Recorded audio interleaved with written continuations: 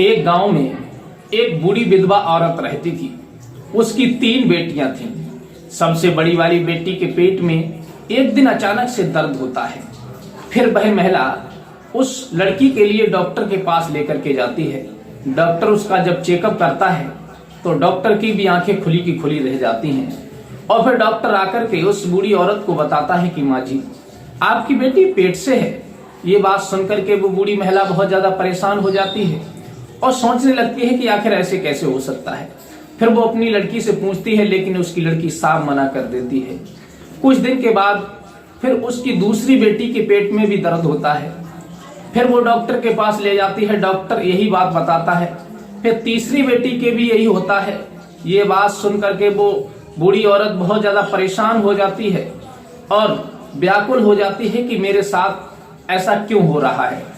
तभी वो अपनी समस्या किसी को बताना चाहती है, लेकिन उसकी नजर में कोई ऐसा व्यक्ति नहीं आ रहा था जो अपनी समस्या बता सके। तभी वो नगर के एक राजा थे, उनके पास अपनी समस्या को लेकर के जाती है और वहां पर जनता दरबार लगा हुआ था। राजा सभी की समस्याएं को सुन रहे थे। तभी वो बूढ़ी महिला वहीं हाथ जोड़ करके खड़ी हो जाती है।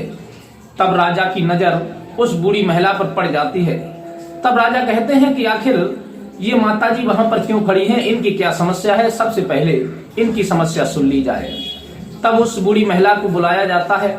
फिर वो बूढ़ी महिला कहती है कि राजन, मेरी समस्या ऐसी है कि मैं बिल्कुल अकेले में बताना चाहती हूँ। राजा कहते हैं ठीक है, आप थोड़ी देर रुक जाइए और मैं आपकी समस्या अकेले में सुनूंगा। राजा सभी की समस्या सुनने के बाद में और सबको वहां से विदा कर देते हैं। फिर लास्ट में उस बूढ़ी महिला की समस्या को सुनते हैं और जो कहानी वो महिला बताती है उस कहानी को सुनकर के राजा भी चकित रह जाते हैं, परेशान हो जाते हैं, हैरत में पड़ जाते हैं कि आखिर ऐसे कैसे हो सकता है। आखिर क्या कहानी बताई उस बूढ़ी महिला ने उस राजा के लिए, जो राजा भी एक बार को सोचने पर मजबूर हो गए। तो आइए जान लेते हैं इस कहानी के माध्यम से कि उस बूढ़ी महिला ने राजा को क्या दुख भरी कहानी बताई थी। नमस्कार, प्रणाम, मैं हूँ रितेश कुमार। दरअसल आज की जो सच्ची कहानी मैं आपको सुनाने के लिए जा रहा हूँ, ये सच्ची कहानी बहुत ही ज्यादा दुख भरी है। आप भी सुनेंगे तो सोचने पर मजबूर हो जाएंगे कि आखिर ऐसे कैसे हो सकता है। कोई भी काम होता है उसका खुलासा एक न एक दिन जरूर होता है, लेकिन हालांकि किसी काम का खुलासा जल्दी हो जाता है तो किसी का देरी से होता है। एक नगर में एक बहुत ज्यादा बूढ़ी वृद्ध महिला रहा करती थी। वो भी विधवा थी। उसकी 3 लड़कियां थीं। तीनों लड़कियां जवान थीं, लेकिन एक दिन वो बूढ़ी महिला अपनी लड़कियों को लेकर के खेत में काम करने के लिए जा रही थी। तभी उसकी सबसे बड़ी वाली लड़की के पेट में दर्द होता है और जब दर्द होता है तब वो अपनी लड़की को लेकर के डॉक्टर के पास जाती है। और डॉक्टर के पास जब पहुंचती है तो डॉक्टर उसका चेकअप करते हैं और चेकअप करने के बाद में जो रिपोर्ट निकल करके सामने आती है, डॉक्टर उस लड़की की तरफ देखते हैं तो डॉक्टर के भी आंखें खुली रह जाती हैं। डॉक्टर के भी होश खराब हो जाते हैं कि आखिर इस लड़की के साथ ऐसे कैसे हो सकता है। तब वो डॉक्टर साहब निकल करके आते हैं और बूढ़ी महिला से कहते हैं, माता जी, आपकी जो लड़की है ये पेट से है, प्रेग्नेंट है। ये बात सुनकर के वो बूढ़ी महिला कहती है, डॉक्टर साहब ऐसे कैसे हो सकता है, मेरी बेटी तो अनमैरिड है, इसकी शादी भी नहीं हुई है, निकाह भी नहीं हुआ है। लेकिन डॉक्टर कहते हैं, माताजी इस बारे में तो मैं कुछ नहीं कह सकता आपसे, लेकिन जो सच्चाई है वो मैंने आपको बता दी।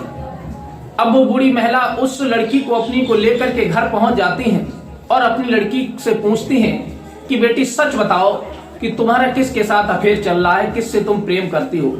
वो लड़की कहती है, माताजी मेरा किसी के साथ अफेयर नहीं चल रहा है, किसी से मैं नहीं बोलती हूँ। फिर वो अपनी बेटी को मारती है और पूछती है कि जब तू किसी से बोलती नहीं है तो तू प्रेग्नेंट कैसे हो गई। बिना किसी पुरुष के स्पर्श की ये महिला प्रेग्नेंट हो जाए, ये तो संभव ही नहीं हो सकता। फिर वो बहुत ज्यादा टॉर्चर भी करती है अपनी बेटी को, लेकिन कोई भी सबूत हाथ नहीं लगता, कोई भी जानकारी उस बूढ़ी महिला को नहीं मिलती है। वो बूढ़ी महिला इसी बात को सोच सोच करके बहुत ज्यादा परेशान होने लगती है कि आखिर मेरी लड़की इस बात को भी बता नहीं रही है, उसे भी जानकारी नहीं है, फिर इसके साथ ऐसे कैसे हो गया। और जायज सी बात है, चौंकने वाली बात है, अगर कोई पुरुष जब लड़की से स्पर्श नहीं कर रहा है तो फिर ये प्रेग्नेंट कैसे हो गई। कुछ दिन के बाद में उसकी दूसरी लड़की के भी पेट में दर्द होता है। तब वो पुनः डॉक्टर के पास लेकर के जाती है। फिर डॉक्टर उसे देख करके चौंक जाते हैं और कहते हैं, माता जी आपकी ये भी लड़की प्रेग्नेंट है। ये बात सुनकर के बूढ़ी जो महिला होती है, विधवा, उसके पैरों के नीचे से जमीन खिसक जाती है और वो सोचने लगती है, डॉक्टर साहब आप ये क्या कह रहे हो? पहली बेटी आपने बताई थी प्रेग्नेंट, मैंने मान ली, लेकिन दूसरी भी किसी से बोलती है। डॉक्टर कहने लगे, माता जी इसका जवाब तो मेरे पास नहीं है, लेकिन जो सच्चाई है रिपोर्ट में आई है वही मैं आपको बता रहा हूँ। फिर वो बूढ़ी महिला उस लड़की को लेकर के अपने घर जाती है और घर जाने के बाद फिर उससे पूछती है कि तू बता किससे बोलती है। वो लड़की रोने लगती है और कहने लगती है, माँ मैं किसी से नहीं बोलती, मेरा किसी के साथ कोई अफेयर नहीं है, मैं घर से बाहर नहीं जाती हूँ, मेरा किसी से कोई चक्कर नहीं चल रहा है। बूढ़ी महिला अब बहुत ज्यादा परेशान हो जाती है और उसे अपनी बड़ी वाली लड़की पर विश्वास होने लगता है। शायद हो सकता है मेरी जो बड़ी लड़की कह रही थी कि मेरा किसी से कोई चक्कर नहीं है, शायद वो सत्य बोलती हो, क्योंकि ये भी प्रेग्नेंट है। तभी कुछ दिन के बाद में उसकी तीसरी जो लड़की होती है उस महिला की, उसके भी पेट में दर्द होता है।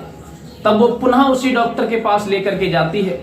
तब उस डॉक्टर के पास जब पहुंचती है तो डॉक्टर उस बूढ़ी महिला को पहचान लेते हैं और कहते हैं, क्या माता जी इस लड़की को वही समस्या है? तब वो बूढ़ी महिला कहती है, हाँ डॉक्टर साहब इसके भी पेट में दर्द हो रहा है। फिर डॉक्टर उसका चेकअप करते हैं तो फिर डॉक्टर की आंखें खुली की खुली रह जाती हैं और डॉक्टर कहते हैं कि माता जी मेरे एक बात समझ में नहीं आ रही है कि आपके तीनों लड़कियां जो हैं एक ही चीज की शिकार हैं। तीनों लड़कियां प्रेग्नेंट हैं और तीनों में से शादी किसी की नहीं हुई है। ये बड़ी इत्तेफाक वाली बात है। और फिर आपकी लड़कियां कह ये रही हैं कि हम किसी लड़के से बोलते नहीं हैं। ये बात सुनकर के वो बूढ़ी महिला बड़े ही अचंभे में पड़ जाती है, बड़े ही परेशान हो जाती है कि आखिर मैं करूं तो करूं क्या। घर जाती है, रोने लगती है और अपनी तीनों लड़कियों से पूछती है कि बेटियों सही बताओ कि आखिर बात क्या है। वो तीनों लड़कियां रोने लगती हैं, हाथ जोड़ने लगती हैं, कहती हैं कि माँ मुझे कुछ नहीं पता। अब तो वो बूढ़ी महिला वैसे भी मरने की कगार पर थी, लेकिन वो चिंता में खाना पीना सब कुछ छोड़ देती है, परेशान हो जाती है और सोचने लगती है कि आखिर इस समस्या का समाधान कैसे ढूंढा जाए और इन लड़कियों से अब विवाह कौन करेगा और फिर किस वजह से मेरी लड़कियां तीनों प्रेग्नेंट हो गई। फिर वो बूढ़ी महिला नगर के राजा के पास जाती हैं, नगर के राजा के पास जाती हैं और वहीं जाकर के खड़ी हो जाती हैं। तब वहां पर राजा जो थे जनता दरबार लगाए हुए थे। तभी राजा की नजर उस बूढ़ी महिला पर पड़ जाती है। तब राजा कहते हैं, माता जी आप उधर कैसे खड़ी हैं, आप भी अपनी समस्या बताओ, मैं आपकी भी समस्या सुनूंगा। तब वो बूढ़ी महिला कहती है, राजन मैं अपनी समस्या आपको अकेले में बताऊंगी, इन सारी जनता की समस्या का समाधान कर दो, इन सभी की समस्या का समाधान कर दो, फिर मैं आपको बताऊंगी। राजा कहता है ठीक है कुछ देर रुको। राजा जल्दी जल्दी सबकी समस्या का समाधान करता है और उसके बाद में नंबर आता है उसी विधवा बूढ़ी औरत का। और वो विधवा बूढ़ी औरत से राजन कहते हैं कि हाँ माता जी अब बताओ आपकी क्या समस्या है। तब वो कहती है, रोने लगती है और कहती है, राजन मेरी समस्या ये है कि मेरे घर में 3 जवान बेटियां हैं और तीनों के तीनों जवान हैं, लेकिन तीनों प्रेग्नेंट है। मेरी लड़कियां इतनी सीधी हैं, ना तो किसी से बात करती हैं, ना घर से बाहर जाती हैं, 24 घंटे मेरे साथ रहती हैं, मेरे साथ सोती हैं, लेकिन वो तीनों प्रेग्नेंट हैं। हम ये नहीं समझ पा रहे हैं कि आखिर मेरी लड़कियां प्रेग्नेंट हुई तो हुई कैसे। और जब हम उनसे पूछ रहे हैं तो वो कहती हैं कि हमारा किसी भी लड़के के साथ कोई अफेयर नहीं चल रहा है, हमारा कोई प्रेमी नहीं है। राजा जब वो बूढ़ी औरत की ये बात सुनता है तो राजा भी बड़े अचंभे में पड़ जाता है, हैरत में पड़ जाता है कि माताजी आप ये क्या बोल रही हो, ऐसे कैसे संभव हो सकता है कि अगर कोई जवान लड़की किसी पुरुष से अगर ना बोले तो वो प्रेग्नेंट कैसे हो सकती है। ये बात सुन करके वहां बराबर में मंत्री खड़ा था, वो भी एक बार को सोचने पर मजबूर हो जाता है। कहता है कि राजन ये तो बड़े ही अचंभे वाली बात है और सोचने वाली बात है कि आखिर जो बूढ़ी माता कह रही है ये बात संभव कैसे हो सकती है। राजा के दिमाग में बात आता है कि मंत्री हमें लगता है कुछ ना कुछ तो दाल में काला है, अन्यथा लड़कियां ऐसे प्रेग्नेंट नहीं हो सकती। मंत्री कहता है, राजन यही तो मेरी समझ में आ रहा है कि बिना किसी पुरुष के स्पर्श के लड़कियां प्रेग्नेंट हो ही नहीं सकती, लेकिन ना तो लड़कियों को इस बारे में पता है, ना बूढ़ी माता के लिए पता है, इसका कुछ तो राज है। तब राजा कहते हैं कि माताजी आप अपने घर जाइए, हम आपकी समस्या का समाधान बहुत जल्दी ढूंढ करके निकालेंगे, आपको परेशान होने की कोई जरूरत नहीं है। तभी बूढ़ी माता अपने घर चली जाती हैं और फिर राजा वही बैठ करके बड़ी चिंता में पड़ जाते हैं, सोच में पड़ जाते हैं कि आखिर क्या करना चाहिए। इधर राजा भी अपने दिमाग पर जोर डाल रहे थे और राजा का मंत्री भी अपने दिमाग पर जोर डाल रहा था कि आखिर इनकी समस्या का समाधान कैसे किया जाए। पूरे दिन दोनों लोग सोच विचार में डूबे रहे। जब किसी की बात समझ में नहीं आती है तो राजन शाम के वक्त अपनी रानी के कक्ष में पहुंचते हैं और जब राजा को रानी उदास देखती हैं तो कहती हैं कि राजन आज क्या बात है, आज कौन सी समस्या फंस गई जिसका आप समाधान नहीं कर पाए और फिर इतने उदास हो, आखिर बात क्या है। तब राजन कहते हैं कि हे रानी, आज मैं बहुत ही ज्यादा असमंजस में फंसा हुआ हूँ। एक बूढ़ी माता मेरे दरबार में आई थी और उसकी 3 जवान लड़कियां, तीनों के तीनों प्रेग्नेंट हैं, लेकिन लड़कियां कह रही हैं कि हमारा किसी के साथ अफेयर नहीं है, हम किसी से नहीं बोलते। और बूढ़ी महिला भी कह रही है कि हम अपनी लड़कियों को अकेला कहीं जाने नहीं देते, 24 घंटे अपनी नजरों के सामने रखते हैं। फिर आखिर वो प्रेग्नेंट कैसे हो गई? ये बात सुनकर के राजा की रानी हंसने लगी और कहने लगी, राजन आप भी बिल्कुल बेवकूफी जैसी बातें करते हो। भला कोई भी औरत किसी पुरुष से संपर्क में ना रहे और वो प्रेग्नेंट हो जाए, ये कभी आपने सुना है? ये तो सुना है कि औरत पुरुष के संपर्क में रहने के बाद भी प्रेग्नेंट नहीं होती, लेकिन फिर ये बिना पुरुष के स्पर्श किए कैसे प्रेग्नेंट हो गई? राजा कहने लगे, यही तो बात है, इसीलिए तो मैं चिंतित हूँ, आखिर बात क्या है और इसकी पूरी सच्चाई में कैसे खोजूं और कैसे पता लगाऊं कि आखिर ये लड़कियां प्रेग्नेंट कैसे हो गई। तब रानी विचार करती है कि राजन सच्चाई तो यही है कि इनसे कोई ना कोई पुरुष जरूर बोलता है, लेकिन चाहे वो किसी भी तरह से बोलता हो।